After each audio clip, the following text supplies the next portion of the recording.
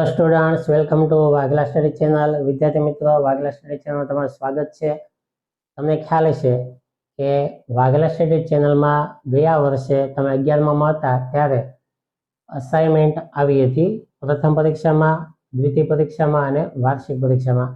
આ દરેક પરીક્ષામાં અસાઇનમેન્ટના તમામ સોલ્યુશનો વિદ્યાર્થીઓની ડિમાન્ડ મુજબ એમની માગણી હતી કે સર આ વિષયનું સોલ્યુશન આપો. તો વાઘેલા સ્ટડી ચેનલે ખૂબ જ મહેનત કરી અને તમારી માટે દરેક વિષયના સોલ્યુશન આપી દીધા હતા. એક દી અગાઉ કોમેન્ટ આવી હોય કે સર આનું સોલ્યુશન આપો, તો દરેક વિષયના સોલ્યુશનો તમને આપવામાં વાઘેલા સ્ટડી ચેનલ અગ્રેસર હતી. અને આ રીતે બધા જ આર્ટ્સના વિદ્યાર્થીઓને સારા માર્કે પાસ થઈ શકે, ઓછી મહેનતે અસાઇનમેન્ટનું સોલ્યુશન થઈ જાય, એ માટે આ ચેનલે ખૂબ જ મહેનત કરી હતી. તો હવે તમારી પાસે અપેક્ષા છે કે તમે આ ધોરણ 12માં પણ વાઘેલા સ્ટડી ચેનલે સપોર્ટ કરશો. અને આ ચેનલમાં હવે આપણે 12 આર્ટ્સના વિષયો ભણવાના છે. તેમાં ખાસ કરીને પહેલા તત્વજ્ઞાન શરૂ કરીએ છીએ.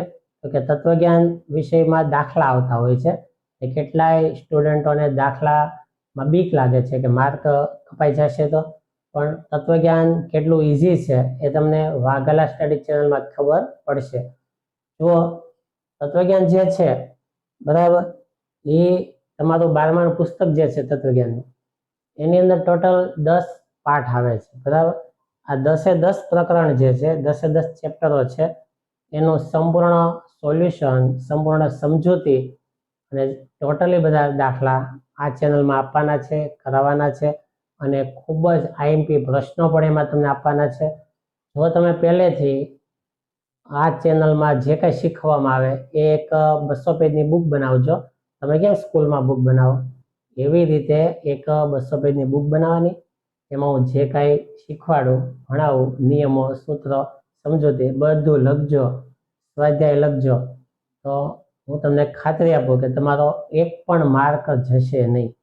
100માંથી 100 માર્ક પૂરેપૂરા લાવી શકશો બરાબર. તો આ સ્કોરિંગ વિષય છે તત્વજ્ઞાન, એ ખબર પડશે તમને આની અંદર. સૌથી પહેલા આપણે ચેપ્ટર પહેલું શરૂ કરીએ, વિધાનના રૂપો અને તેના પ્રકારો. હવે વિધાનના રૂપો અને તેના પ્રકારો આપણે શીખવાના છે. 20 માર્કમાં પૂછાય છે બોર્ડની અંદર. ટોટલી 20 માર્કમાં 25% વેલ્યુ ધરાવે છે આ એક જ ચેપ્ટર. એટલે આ એક જ ચેપ્ટર તમને આવડી ગયું હોય ને તો ખૂબ જ આની વેલ્યુ છે આ પહેલા ચેપ્ટરની. તો આપણે આને ખૂબ જ સારી રીતે, ખૂબ જ ઊંડાણથી તમામ નિયમો સાથે શીખવાનો છે. એક પણ નિયમ તમને મિસ કરવાનો નથી. જુઓ, ચેપ્ટર પહેલું, વિધાનના રૂપો અને તેના પ્રકારો. પ્રસ્તાવનાની અંદર જો સમજો, સૌથી પહેલા હું તમને સમજાવું કે તર્કશાસ્ત્રના પ્રકારો કેટલા. આ તત્વજ્ઞાન વિષય જે છે ને, એનું નામ તત્વજ્ઞાન તો પછી પડ્યું, પહેલા એનું નામ તર્કશાસ્ત્ર હતું. હવે એ તર્કશાસ્ત્રમાંથી નામ પાડ્યું તત્વજ્ઞાન. શું કામ પાડ્યું બરાબર? કે આની અંદર આ તર્કશાસ્ત્ર જે છે એમાં બંને રીતે અભ્યાસ કરવામાં આવે છે. 2 જાતના તર્કશાસ્ત્ર ભણાવવામાં આવે છે તમને. એક તર્કશાસ્ત્ર ગણાય છે અર્વાચીન તર્કશાસ્ત્ર, અને બીજું છે પ્રાચીન તર્કશાસ્ત્ર. અર્વાચીન એટલે શું? અર્વાચીન એટલે કે એવું તર્કશાસ્ત્ર કે જેની અંદર પ્રતીકોનો ઉપયોગ કરવામાં આવે. પ્રતીકો ક્યાં? તમે 11માં ભણી ગયા છો, 12માં ભણશું આપણે. પ્રતીકો ક્યાં? નિષેધ, સમુચ્ચય, વિકલ્પન, શરતી, દ્વિશરતી, આ બધા પ્રતીકો. એ પ્રતીકોનો ઉપયોગ કરી દલીલો બનાવવામાં આવે, વિધાનને ટૂંકમાં લખવામાં આવે, ABCDના અક્ષરોનો ઉપયોગ કરવામાં આવે. એમ બધા પ્રતીકો વપરાતા હોય છે. વિધાન પરક અચલ વપરાય, પરિવર્તી, એમ ABCDના અક્ષરો, પ્રતીકો, એ બધાનો ઉપયોગ કરવામાં આવે. અને એની દ્વારા જે કાંઈ રચાય છે એ અર્વાચીન તર્કશાસ્ત્ર છે. તો અર્વાચીન તર્કશાસ્ત્ર જે છે એના 1 થી 5 પાઠ છે. 1 થી 5 પાઠ જે છે તે અર્વાચીન તર્કશાસ્ત્રના આપણે ભણીશું. અને 6 થી 10 પાઠ, એટલે કે 1 થી 5 પાઠમાં દાખલા જેવું બધું આવશે. 6થા પાઠથી દાખલા બંધ થઈ જશે, ધ્યાન આપો. છઠ્ઠા પાઠથી 6 થી 10 પાઠ એ પ્રાચીન તર્કશાસ્ત્ર છે. પ્રાચીન તર્કશાસ્ત્રમાં શું આવે?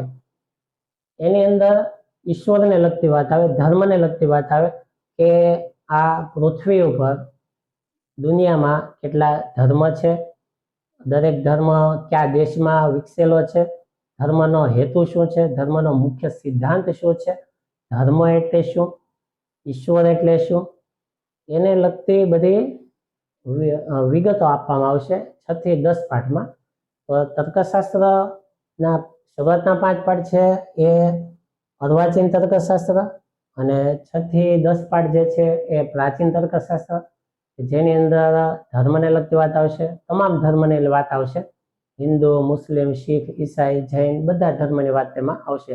અને છેલ્લે યોગ, આસન, પ્રાણાયામ એની બધી વાત આવવાની છે. તો એ બધા એના પાઠ છે.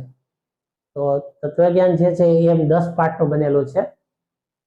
એ બંને આપણે શીખવાના છે. હવે અર્વાચીન તર્કશાસ્ત્રની વ્યાખ્યા સમજીએ તો હમણાં મેં કીધું એમ જ કે અર્વાચીન તર્કશાસ્ત્રમાં પ્રતીકોનો ઉપયોગ ખૂબ જ થતો હોવાથી, તો ધ્યાન આપજો, અર્વાચીન તર્કશાસ્ત્રમાં પ્રતીકોનો ઉપયોગ ખૂબ જ થતો હોવાથી તેને પ્રાતિક તર્કશાસ્ત્ર પણ કહે છે. એટલે પ્રતીકો ખૂબ જ વાપરવામાં આવે એટલે એને પ્રાતિક તર્કશાસ્ત્ર કહેવામાં આવે. પછી વિધાનોના પ્રકાર. હવે જે અર્વાચીન તર્કશાસ્ત્ર છે એમાં મુખ્ય વિધાનો વપરાતા. વિધાન પહેલા તો કોને કહેવાય સમજી લો, પછી વિધાનોના પ્રકાર સમજીએ. વિધાન કોને કહેવાય? 11મા ધોરણમાં આવી ગયું. વિધાન એને કહેવાય કે માહિતી પ્રદાન કરતા વાક્યને વિધાન કહેવાય. એની અંદર કંઈક માહિતી હોય, જેમ કે રમેશ દોડે છે એ વિધાન નથી, પણ રમેશ હોશિયાર છે તો એ વિધાન છે. શું કામ? રમેશની કંઈક માહિતી આપવામાં આવી છે કે હોશિયાર છે, બરાબર. એટલે આવી રીતે વિધાન એને કહેવાય કે જેમાં કંઈક માહિતી આપવામાં આવી હોય. હવે આવા વિધાનોના 2 પ્રકાર આપ્યા છે, સાદું વિધાન અને સંયુક્ત વિધાન. વિધાનના મુખ્ય 2 પ્રકાર પડે, સાદું વિધાન અને સંયુક્ત વિધાન. પણ દલીલની વાત આવશે, આપણે ચેપ્ટર 2 પ્રકરણ 2 એની અંદર દલીલો શીખવાની છે. આ દલીલ આવશે ને ત્યારે દલીલની અંદર વિધાનોના 3 પ્રકારો થશે. તો આમ વિધાનોના 2 પ્રકાર, સાદું વિધાન અને સંયુક્ત વિધાન. પણ દલીલની અંદર વિધાનો આવે એના 3 પ્રકારો થાય. જો દલીલની અંદર વિધાનો આવે સાદું વિધાન, સંયુક્ત વિધાન અને જટિલ સંયુક્ત વિધાન. બરાબર. તો યાદ રહી ગયું? ખાસ પાકું કરી લેજો. તો સમજો, બોલો તમે મનમાં. વિધાનના કેટલા પ્રકાર? તો કે 2. ક્યાં ક્યાં? સાદું વિધાન ને સંયુક્ત વિધાન. પછી દલીલમાં કેટલા વિધાન આવે? 3. સાદું વિધાન, સંયુક્ત વિધાન અને જટિલ સંયુક્ત વિધાન. બરાબર, ક્લિયર? હવે સાદું વિધાન એટલે શું તેની વ્યાખ્યા.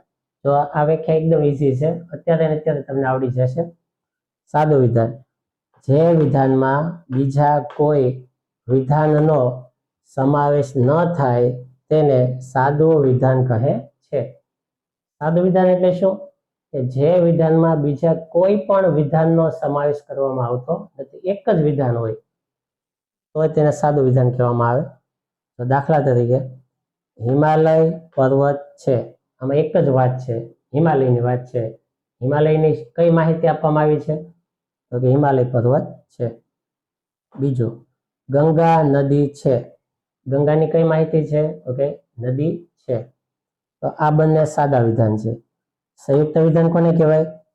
કે જે વિધાનમાં એક કે તેથી વધુ સાદા વિધાનોનો સમાવેશ થાય તેને સંયુક્ત વિધાન કહે છે. જો સમજો વ્યાખ્યા.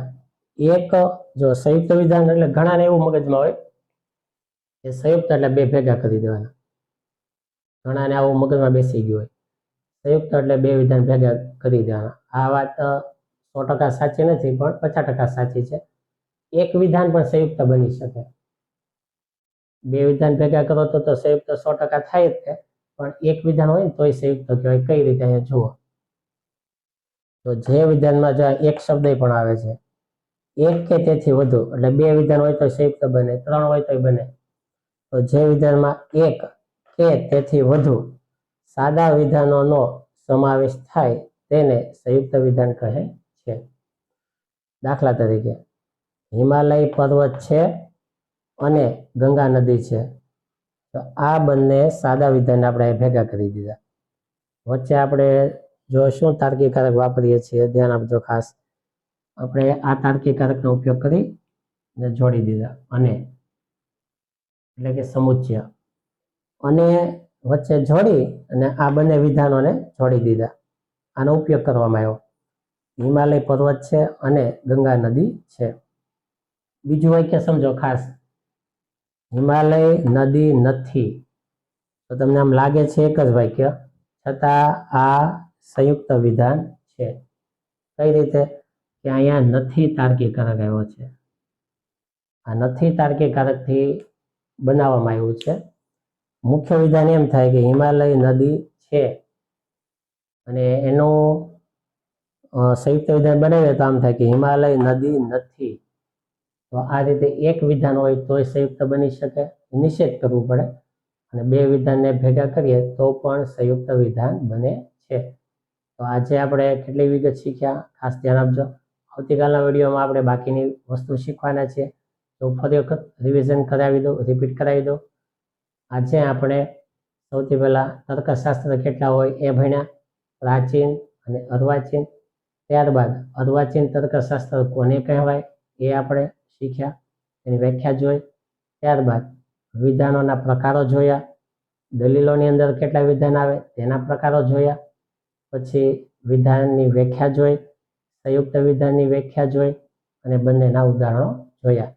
તો આજે આટલી તૈયારી તમે કરજો, પાકી બુકમાં લખી નાખજો. આવતીકાલે આપણે આમાં બીજા નિયમો ભણી અને દાખલાઓ શીખવાનું શરૂ કરશું. Thank you very much.